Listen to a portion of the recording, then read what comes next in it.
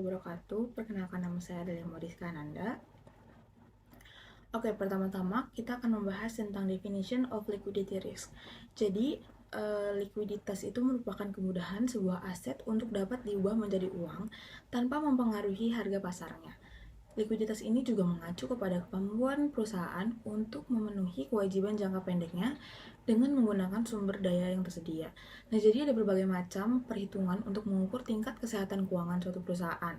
Nah, salah satunya itu adalah likuiditas. Jadi biasanya para pemegang saham itu memperhatikan semua jenis aset yang dimiliki oleh perusahaan.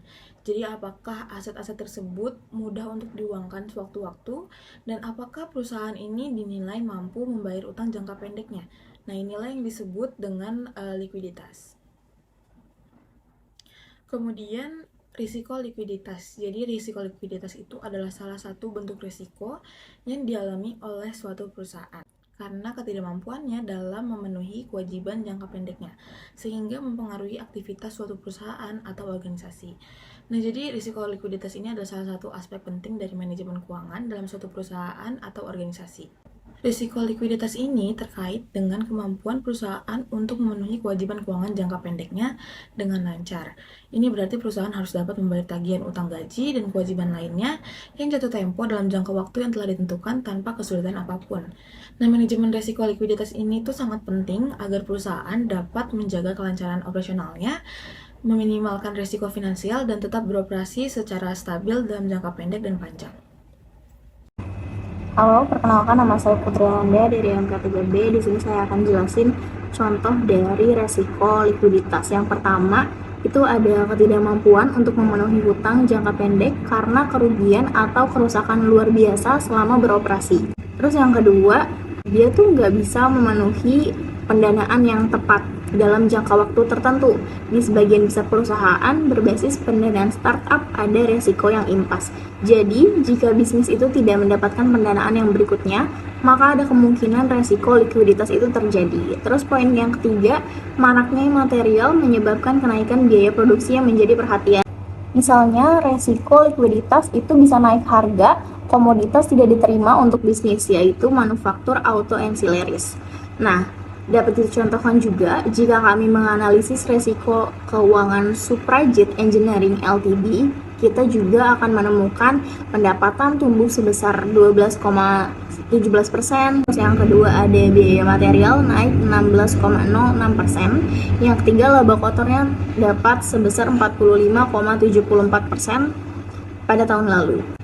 Karena kenaikan harga besi, baja, aluminium, seng akan menurunkan margin awal usaha karena biaya bahan baku yang lebih tinggi. Yang kedua, ada jenis-jenis resiko likuiditas. Yang pertama, ada resiko likuiditas pendanaan.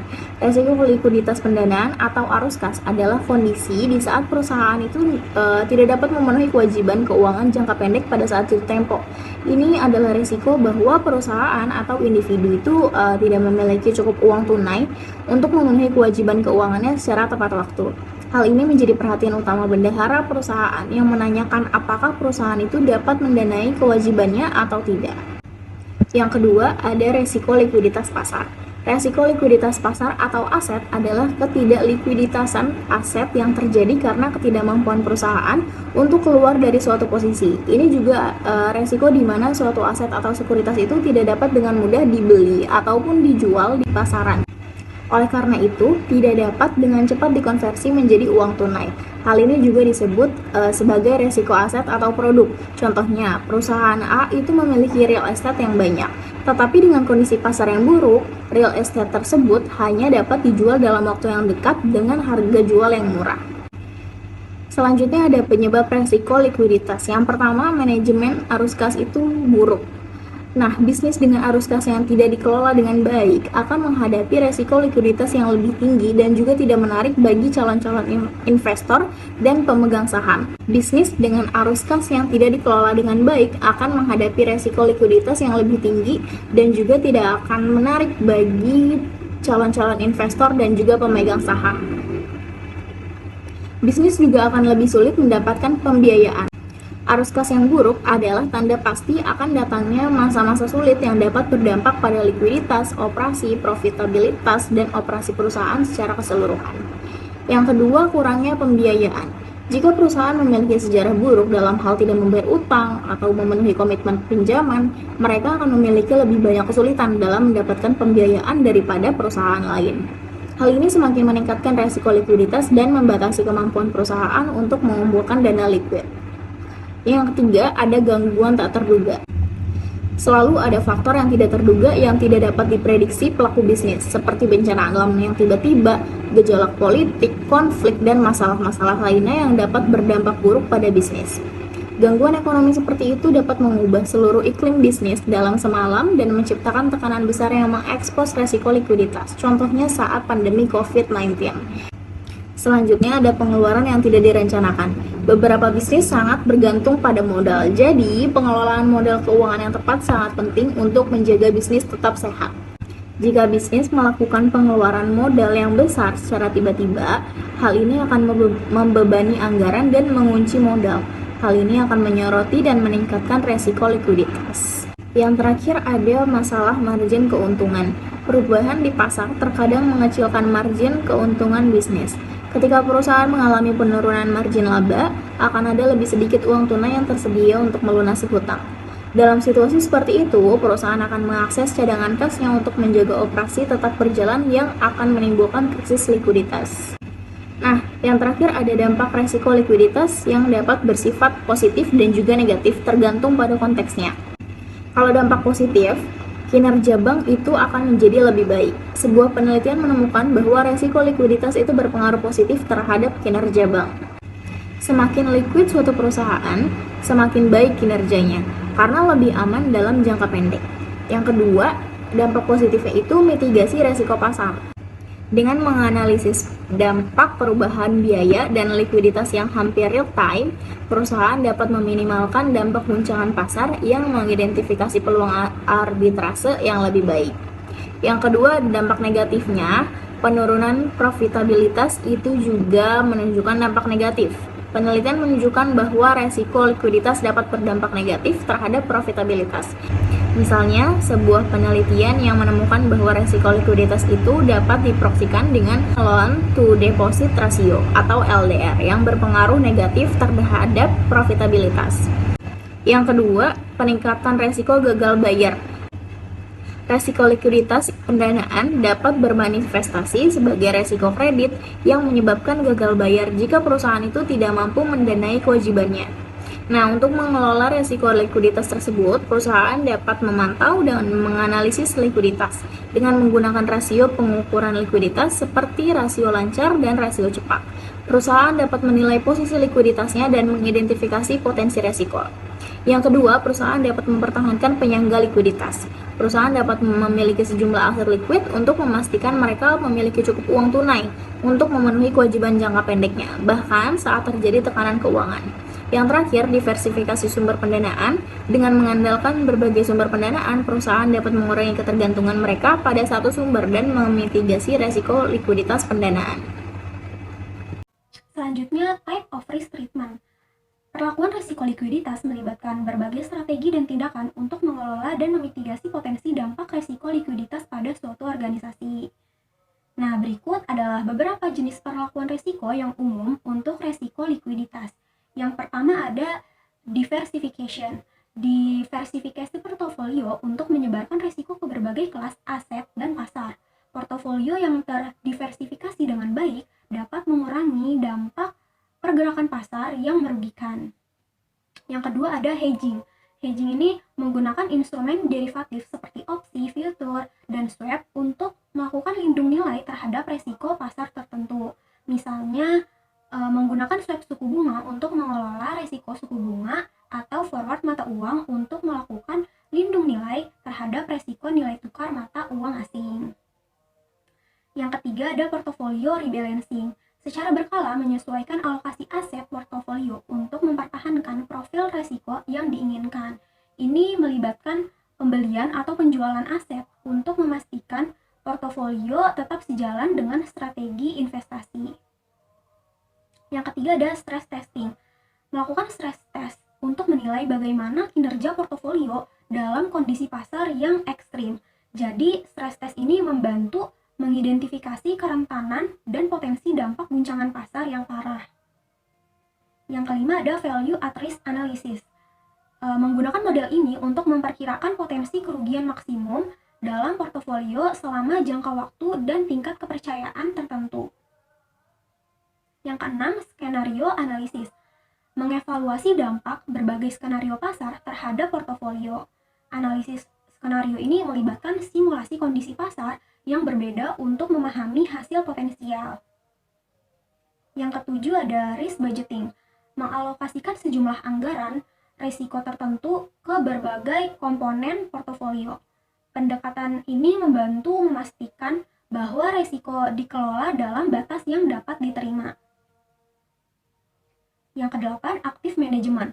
Menerapkan strategi manajemen aktif untuk memanfaatkan peluang pasar dan melakukan penyesuaian portofolio secara tepat waktu berdasarkan kondisi pasar. Yang kesembilan ada liquidity management. Ini mempertahankan likuiditas yang cukup untuk memenuhi margin call dan menutup potensial kerugian. Manajemen likuiditas sangat penting dalam konteks risiko pasar, terutama untuk investasi dengan leverage. Terus yang ke-10 ada regulatory compliance. Ini memastikan kepatuhan terhadap persyaratan regulasi terkait manajemen risiko pasar. Lembaga keuangan khususnya harus mematuhi pedoman, peraturan, dan standar pelaporan. Yang ke-11, teknologi and analytics. Memanfaatkan sistem dan analitik manajemen risiko tingkat lanjut untuk memantau dan menganalisis eksposur risiko pasar secara real time. Teknologi dapat membantu mengidentifikasi dan mengatasi risiko dengan lebih efektif. Yang terakhir ada communication and reposting. Ini menjaga komunikasi yang transparan dan efektif dengan para pemangku kepentingan seperti investor, anggota dewan, dan regulator untuk memastikan bahwa mereka mendapat informasi tentang praktik manajemen risiko pasar organisasi. Jadi, kombinasi spesifik dari perlakuan risiko ini akan bervariasi tergantung pada sifat investasi organisasi, selera risiko, dan lingkungan peraturannya. Manajemen risiko pasar yang efektif sangat penting untuk melindungi kesehatan keuangan organisasi dan menjaga kepercayaan investor. Baik, selanjutnya itu akan membahas tentang studi kasus dari materi likuiditas risiko ini. Kebetulan dari materi likuiditas risiko ini kami mengambil sebuah studi kasus di mana pada tahun 2008 terjadi krisis keuangan dan kebetulan dibuat film yang bernama The Big Short. Nah, untuk itu kami jelaskan terlebih dahulu latar belakang dari studi kasus ini. Nah, pada tahun 2008 terjadi krisis ekonomi keuangan yang terjadi secara global. Amerika merupakan penyebab dari krisis ekonomi ini. Nah, krisis ini itu membuat beberapa perusahaan-perusahaan besar yang mengalami rugi yang sangat besar. Kerugiannya itu hingga mencapai seratusan persen. Nah, salah satu perusahaan besar itu yang terkena imbas dari masalah ini adalah Deutsche Bank. Nah, Deutsche Bank sendiri ini adalah perusahaan perbankan milik Jerman yang sudah tercatat hingga saat ini berdirinya itu sampai 153 tahun sudah berdiri. Di mana perusahaan bank ini beroperasi di negara-negara yang bisa dibilang siklus ekonominya bisa terbilang baik. Nah, salah satunya itu adalah Indonesia dan Amerika juga. Nah, Deutsche Bank ini tuh sudah tercatat beberapa kali terkena kasus, akan tetapi yang membuat kerugiannya itu mencapai ratusan persen tadi, atau kerugian itu mencapai kerugian yang sangat-sangat besar, itu terjadi pada tahun 2008, yaitu krisis keuangan. Nah, untuk detail kasusnya, kami memiliki timeline kasus dari tahun 1970 hingga 2008. Nah, untuk detail kasusnya itu yang pertama, terbentuknya atau gagasan atau lahirnya sebuah kebijakan yang bernama MBS atau Mortgage Backed Security. kita bisa bilang dengan program KPR. Nah, program ini tuh dicetuskan pertama kali oleh orang yang bernama Lewis. Nah, Lewis ini kebetulan bekerja di sebuah bank yang bernama Deutsche Bank, kebetulan bank yang kami masukkan dalam materi ini. Jadi tuh program MBS sendiri, yaitu Mortgage Backed Security, ini tuh adalah pinjaman KPR. Jadi orang-orang itu dapat meminjamkan uang dengan mudah kepada pihak bank, dan pihak bank akan memberikan pinjaman tersebut baik kepada masyarakat yang ada di dalam negara tersebut maupun dari luar. Imigran juga itu bisa mendapat pinjaman rumah ini dengan mudah. Memang dari tahun 1970 ini kebijakan si Lewis itu sampai entar akhirnya di tahun 2008 itu memang berjalan dengan baik, berjalan dengan mulus, dan trennya itu juga semakin naik karena ini ada termasuk di saham, atau bisa dibilang saham yang bergerak di bidang properti, dimana emang banyak perusahaan ini termasuk Deutsche Bank tersendiri ini tuh menerapkan kebijakan ini terus menerus karena menghasilkan keuntungan yang sangat besar. Bisa dilanjut lagi di tahun 2001, setelah dari tahun 1970 hingga tahun 2001, karena sudah ada program ini, MBS ini, mungkin awalnya itu bertujuan untuk pasarannya itu kepada orang-orang yang pihak menengah, di mana awalnya itu mungkin bisa dibilang syaratnya itu perlu syarat-syarat tertentu gitu. Orang-orang ini tuh harus memiliki pekerjaan tetap dan juga penghasilan yang tetap. Akan tetapi mungkin karena kebanyakan dari orang-orang yang pihak menengah ini sudah memiliki rumah, tidak ada, bisa dibilang tidak ada pemasukan juga dari kebijakan ini. Maka dari itu mereka ini bagaimana sih biar kita mendapatkan keuntungan lagi, keuntungan bagi perusahaan kita dengan cara subprime mortgage ini dengan MBS tadi gitu. Dari awal ke pihak menengah menjadi ke pihak yang orang golongan menengah ke bawah gitu. Orang-orang tersebut dapat meminjam rumah tanpa syarat gitu. Nah, di tahun 2001 agar menarik perhatian para publik, para masyarakat, di Amerika sendiri itu adalah The Fed ini adalah bank sentralnya Amerika itu menurunkan tingkat suku bunga menjadi 1%. Bagaimana orang tidak menggiurkan dengan melihat suku bunga menjadi 1% gitu kan. Orang biasanya minjam mungkin dengan suku bunganya itu mencapai 5% atau bahkan 10% gitu kan. Gede-gedenya 10% gitu. Nah, ini mencapai 1%, gimana tidak menggiurkan para publik atau para masyarakat yang ada di sana gitu. Makanya kebanyakan orang-orang ini akhirnya dengan melihat tingkat suku bunganya mencapai 1%, banyak yang mereka ambil, mereka pinjam uang itu untuk membelikan rumah gitu. Lanjut lagi timeline-nya ke tahun 2002. Di tahun 2002 ini tuh bisa dibilang pinjaman rumahnya ini, kredit rumahnya itu semakin mudah banget gitu, karena ada golongan yang tadi saya sudah sebutkan, yaitu golongan subprime mortgage, dapat mengajukan kredit kepemilikan rumah ini atau KPR ini.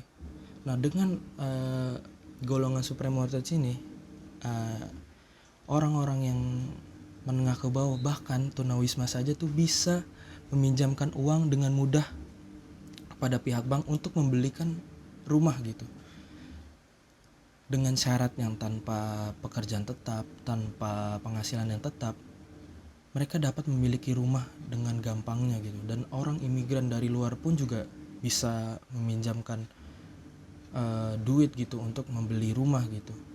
Nah, tahun 2002 ini tuh sangat menggembarkan di Amerika sana, dan banyak orang yang ingin membeli rumah gitu. Dan tren sahamnya itu untuk properti sendiri makin meningkat. Orang-orang tergiur untuk meminjam uang untuk membelikan rumah. Bahkan kayak tunawisma saja bisa membeli 2 atau 3 rumah gitu. Bahkan jika ia mau gitu, kalau sampai 2 atau 3 rumah gitu kan. Akan tetapi dari imbasnya sendiri ini selanjutnya itu akan membuat orang-orang akan berakibat gagal bayar, dan pihak bank akan mengalami kerugian yang sangat besar. Nah, itu nanti akan dijelaskan lagi lebih lanjut oleh rekan saya Michael. Oke, baik, selanjutnya merupakan detail kasus yang keempat, yaitu kenaikan suku bunga oleh The Fed pada tahun 2005. Jadi, pada tahun 2005, Federal Reserve atau The Fed ini merupakan bank sentral yang ada di Amerika Serikat, yaitu menaikkan suku bunga sebanyak 11 kali secara berturut-turut. Lalu pada tanggal 20 September 2005, para pembuat kebijakan bank sentral ini meningkatkan target mereka untuk suku bunga dana federal sebesar 1/4 poin persentase menjadi 3,75%, yang merupakan level tertinggi dalam lebih dari 4 tahun. Nah, suku bunga overnight umumnya merupakan suku bunga yang digunakan bank-bank besar untuk meminjam dan meminjamkan satu sama lain di overnight market. Di beberapa negara, termasuk Amerika Serikat, suku bunga overnight mungkin merupakan suku bunga yang ditargetkan oleh bank sentral untuk mempengaruhi kebijakan moneter. Di sebagian besar negara, bank sentral juga merupakan peserta besar pasar pinjaman semalam atau overnight market, dan akan meminjamkan uang ke beberapa kelompok bank. Di Wall Street sendiri, investor menyatakan kekecewaannya dan membuat saham melemah setelah pengumuman tersebut, yaitu pengumuman kenaikan suku bunga tadi. Lalu pada tanggal 13 Desember 2005, The Fed ini menaikkan suku bunga sebesar 1/4 poin pada 13 pertemuan terakhirnya yang dimulai pada Juni 2024. Lalu suku bunga dana federal saat itu berdiri di 4,25%, level tertinggi sejak Maret 2001. Bank menggunakan suku bunga dana federal ini untuk menentukan tingkat pinjaman semalam atau tingkat pinjaman overnight, yang mempengaruhi berapa banyak konsumen dan bisnis pembayar untuk berbagai jenis pinjaman. Nah, lalu lanjut ke kasus atau study case atau detail kasus selanjutnya, yaitu properti market Amerika yang hancur pada tahun 2007 kejadiannya. Nah, krisis keuangan yang terjadi pada tahun 2007 sampai 2008 ini dikenal sebagai krisis hipotek subprime. Merupakan krisis keuangan global yang terjadi antara tahun 2007 dan 2008. Krisis ini dimulai di Amerika Serikat sebagai akibat dari runtuh pasar perumahan. Faktornya itu yang pertama, gelembung perumahan, yaitu pada tahun 2006 pasar perumahan mulai runtuh karena peningkatan harga rumah, praktik pemberian pinjaman yang longgar, dan peningkatan hipotek subprime yang mendorong harga real estate ke level yang tidak berkelanjutan. Lalu ada kebijakan federal. Hampir 2 dekade sebelumnya, Kongres AS telah mengesahkan undang-undang yang mendorong pembiayaan untuk perumahan terjangkau. Namun pada tahun 1999, bagian dari undang-undang Glass-Steagall yang telah diadopsi pada tahun 1933 dicabut, memungkinkan institusi keuangan untuk mencampur operasi komersial mereka. Jadi berhati-hati terhadap risiko dan operasi perdagangan proprietari atau mengambil risiko. Nah, lalu faktor selanjutnya itu produk keuangan predator. Ini kontributor terbesar untuk kondisi yang diperlukan untuk runtuhnya keuangan adalah perkembangan cepat dalam produk keuangan predator yang menargetkan pembeli rumah berpenghasilan rendah, berpengetahuan rendah, yang sebagian besar masuk minoritas rasial. Jadi mana untuk syarat mendapatkan subprime ini sangat mudah. Jadi orang yang tidak mempunyai penghasilan tetap pun bisa meminjam hipotek ini. Lalu kebijakan pemerintah, dimana setelah dimulai krisis, pemerintah mengerahkan bailout masif dari institusi keuangan dan kebijakan moneter dan fiskal lainnya untuk mencegah runtuhnya sistem keuangan global. Lanjut ke detail case selanjutnya, yaitu tidak ada uang tunai yang terjadi pada 2008. Kasus tidak adanya uang tunai Deutsche Bank pada tahun 2008 terjadi dalam konteks krisis keuangan global yang dikenal sebagai krisis keuangan 2008. Deutsche Bank sebagai sebuah bank investasi besar asal Jerman menghadapi tekanan signifikan selama krisis ini, yaitu memiliki faktor yang pertama, keterlibatan dalam aset beracun. Aset beracun ini toxic cell.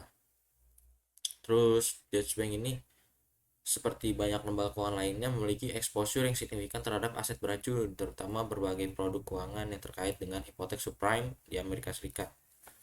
Ketika nilai aset ini turun tajam, bank ini menghadapi kerugian yang sangat besar. Lalu penurunan kepercayaan. Krisis keuangan memicu penurunan kepercayaan dalam industri perbankan. Bank-bank lain mulai mencurigai kesehatan keuangan Deutsche Bank ini, dan ini menyebabkan penarikan dana dari bank tersebut secara massal atau masif.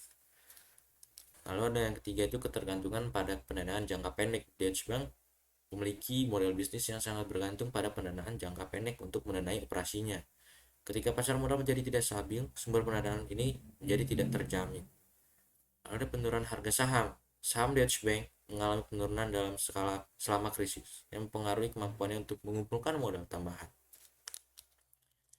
Jadi kondisi ini akhirnya memaksa Deutsche Bank untuk mencari bantuan pemerintah dan melakukan restrukturisasi yang signifikan untuk bertahan. Ini adalah salah satu contoh bagaimana krisis keuangan global 2008 mempengaruhi bank-bank besar di seluruh dunia termasuk Deutsche Bank itu sendiri. Nah, ada info selanjutnya, ternyata denda terkait investor Donald Trump yang terjadi pada 2008. Nah, Donald Trump ini terkait juga dalam kasus Deutsche Bank, di mana pada tahun 2008 Donald Trump menuntut Deutsche Bank setelah gagal membayar kembali pinjaman sebesar 40 juta dolarnya. Trump menuduh Deutsche Bank sebagai penyebab krisis keuangan dan menuntut kompensasi sebesar 3 miliar dolar, yang jumlah itu sangat besar. Namun, alih-alih memutus hubungan dengan Trump sebagai klien, divisi kekayaan pribadi Deutsche Bank ini melangkah masuk dan meminjamkan lebih banyak uang kepada Trump untuk membayar hutang yang ada. Jadi termasuk juga nih terkait juga sama kasus sebelumnya, yaitu tidak ada uang tunai, di mana Deutsche Bank ini meminjam ke bank lain untuk membayar Trump sebesar 3 miliar dolar, yaitu jumlah sangat besar. Oke, baik, selanjutnya terkait informasi kredit, teman-teman. Kita masuk ke informasi kredit. Nah, baik, dimana informasi kredit ini ada dua, yaitu jenis kredit dan exposure. Jenis kredit itu merupakan subprime. Deutsche Bank memberikan sebuah kredit ilegal kepada nasabah yang berubah pinjaman hipotek atau penjualan subprime mortgage. Subprime ini merupakan istilah yang digunakan untuk menggambarkan pinjaman atau obligasi lainnya yang memiliki resiko kredit tinggi. Deutsche Bank membeli hipotek subprime dari pembeli rumah AS, mengemasnya dalam produk keuangan yang sangat kompleks, memberinya peringkat tertinggi, dan menjualnya kepada bank lain sebagai produk investasi yang aman. Praktik ini pada akhirnya menciptakan gelembung di pasar perumahan AS yang pecah dan memicu krisis keuangan 2007 sampai 2008. Namun banyak dari hipotek subprime ini ternyata tidak aman, karena mereka diberikan kepada peminjam dengan histori kredit yang buruk juga, di mana para peminjam ini memiliki skor kredit yang kurang dari 500 kalau dinilai oleh Pico. Juga pendapatan yang tidak stabil. Ketika pasar perumahan runtuh dan banyak peminjam gagal membayar hipotek mereka, obligasi yang didukung hipotek ini menjadi tidak bernilai. Lalu akibat dari masalah ini, harga saham Deutsche Bank sendiri mendapat tekanan sehingga turun ke nilai terendah selama 30 tahun. Dimana lanjut pada tahun 2016, Deutsche Bank dikenakan denda sebesar 14 miliar US dollar oleh Departemen Kehakiman Pemerintah Amerika Serikat karena kesalahan dalam menjual produk subprime mortgage. Nah, selanjutnya terkait informasi kredit, yaitu exposure. Dalam konteks perbankan, exposure sendiri merujuk pada sejumlah uang atau nilai yang terlibat dalam suatu transaksi atau hubungan bisnis yang melibatkan pihak bank. Exposure dalam bank biasanya terkait dengan risiko kredit. Nah, pada kasus Deutsche Bank ini, pihak Deutsche Bank mengalami kegagalan kredit sebesar 14 miliar dolar. Namun, pihak bank Deutsche Bank ini hanya mampu menyelesaikan sebesar 7,2 miliar dolar. Nah, selanjutnya terkait kesalahan pemberian kredit akan dijelaskan oleh teman saya. Baik, selanjutnya itu saya akan membahas tentang kesalahan dari pemberian kreditnya ini, yaitu ada dua, itu syarat dari penerimaan kredit yang mudah, dan yang kedua itu pembelian MBS yang secara berlebihan. Nah, saya rangkum saja dari dua poin ini. Yang kita tahu tadi, yang sudah saya sebutkan tadi dan juga rekan saya jelaskan tadi, akhir dari sebuah detail kasus ini tuh banyak bank-bank besar itu akan mengalami kerugian, bahkan hingga bangkrut, bahkan kehilangan pekerjaan juga. Orang-orang banyak banget kehilangan pekerjaan, dan banyak orang juga yang mengalami depresi, dan juga jalan pintasnya itu adalah bunuh diri. Nah, kesalahan dari pembelian kredit ini tuh apa sih? Kayak syarat penerimaan dan pembelian MBS yang berlebihan tuh ya, karena yang tadi syarat dari penerimaan kredit itu yang mudah, orang-orang tunawisma pun saja bisa meminjamkan bisa minjam uang untuk membeli rumah gitu, bahkan 2 apa 3 rumah tuh bisa ia dapatkan. Dan juga syaratnya ini tidak masuk akal juga gitu. Di dalam film The Big Short sendiri ada salah satu scene di mana rekan dari atau anak buahnya dari Mark itu datang ke sebuah bisa dibilang kota Miami, kalau nggak salah kota Miami, di mana itu banyak ratusan rumah, akan tetapi yang ditinggalkan atau yang tinggal di situ sisa 4 orang saja. Jadi mereka dapat satu informasi dari satu orang ini, satu keluarga itu, bahwa mereka ingin menanyakan tentang kreditnya itu. Kredit mereka tuh sudah bisa dibilang nunggak gitu ya, udah bisa dibilang udah numpuk gitu. Tapi akan tetapi yang punya rumah ini, yang ditempati ini, rumah yang ditempati ini, orang tersebut tuh sudah bilang kalau saya sudah membayarkan kreditnya kepada si pemilik. Nah, akhirnya pas datang itu si rekannya si Mark ini nanya ke itu, saya bisa menemui pemilik tanah itu di mana gitu. Dan mereka menyebutkan salah satu nama gitu. Dan nama tersebut yang punya rumah ini, yang rumah udah ditempatin ini, dia bilang kalau misalkan nama itu adalah nama anjing pemiliknya gitu loh. Dari situ aja kita sudah bisa lihat bahwa pinjaman kreditnya ini tuh, penerimaan kreditnya ini tuh mudah banget gitu. Kita bisa mengatasnamakan siapapun gitu. Kita punya anjing peliharaan, kita punya kucing peliharaan, atau apapun gitu yang bisa dibilang benda hidup gitu ya, sekecil apapun kayak tikus pun, nama tikus kita bisa dipakai buat pinjaman tersebut gitu. Makanya dari sini tuh sudah ada keanehan dari kesalahan juga dari mungkin pihak bank gitu. Mengapa mengatasnamakan nama hewan, bukan mengatasnamakan diri mereka sendiri gitu loh. Dan juga pembelian MBS-nya itu yang sudah di tahun hampir udah mau 2008, sebelum 2008 tuh udah banyak banget orang-orang yang membeli minjam uang untuk membeli rumah gitu. Sudah banyak banget, dan ya karena pihak bank menghasilkan keuntungan yang sangat besar, mereka tidak memikirkan tentang MBS yang beredar atau pembelian MBS ini yang berlebihan gitu. Akan tapi kan ada salah satu nama, yaitu si Michael sendiri, di mana dia sudah paham dengan tren tersebut atau masalah ini. Dia sudah memikirkan bahwa ini adalah ada bom waktu akan terjadi, belum tahu kapan terjadinya bom waktu ini akan meledak itu. Yang kita tahu 2008 ini bisa dibilang dari 2007 hingga ke 2008 itu bom itu akan meledak gitu kan, karena banyak orang yang gagal bayar tadi gitu. Di film tersebut juga kan ada beberapa kayak orang-orang akhirnya meninggalkan rumah tersebut karena gagal bayar. Ada juga kayak pas dilihat ternyata ada kertas, bisa dibilang kertas kredit itu pas dilihat ternyata tunggakannya gitu, ternyata mereka tidak bayar gitu kan. Nah ini kita sudah tahu dari kesalahan pemberian kreditnya itu yang benar-benar tidak masuk akal gitu loh. Orang kan yang kita tahu juga sekarang ini kita juga meminjam duit atau apa kan, kita